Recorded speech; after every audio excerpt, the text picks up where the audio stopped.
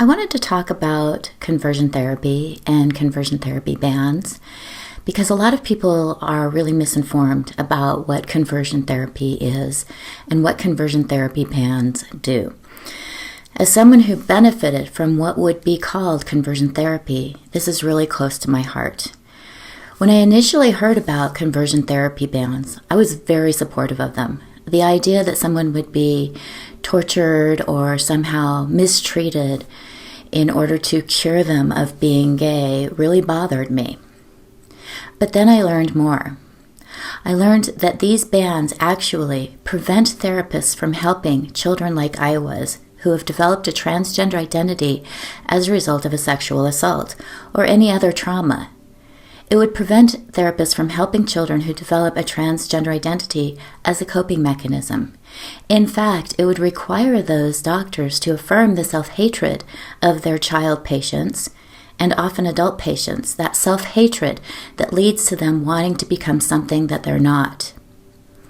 It would encourage those therapists, and in fact, in some cases, require those therapists to affirm their client so much that that child was approved to get medical treatments in order to try to change their body, to alter it, to make it look like the opposite sex. These treatments are incredibly harmful. Puberty blockers lead to long-term, lifetime side effects. These surgeries are irreversible. Children as young as 8 years old are getting puberty blockers that permanently alter their healthy body and cause it to be dysfunctional. Girls as young as 13 are having their breasts removed, amputated.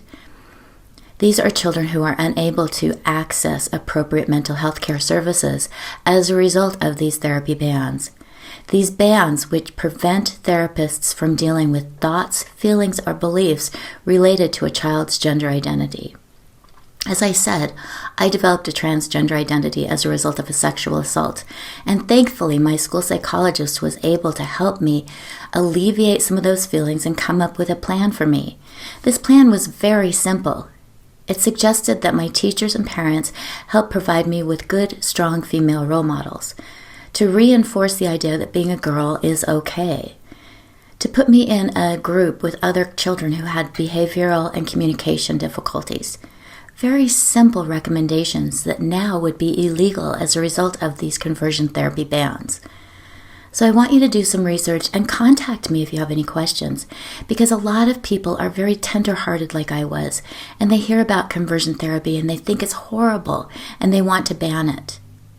But they don't understand that part of this legislation involves gender identity, which is completely different from sexual orientation.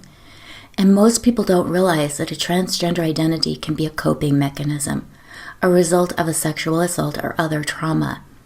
So by banning therapists from working with these children to help them understand how their transgender identity is a coping mechanism, we are telling these children that this coping mechanism that resulted as a result of a trauma or sexual assault is appropriate, that the self-hatred that they have for themselves is appropriate, that the belief that the only way that they will be okay is by changing their external appearance.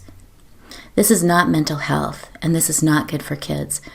So please, stop supporting conversion therapy bans, look into them, and really, if your state has a conversion therapy ban, please work to change it. I beg you, on behalf of myself and all the children who develop transgender identities as a result of a trauma. Thank you.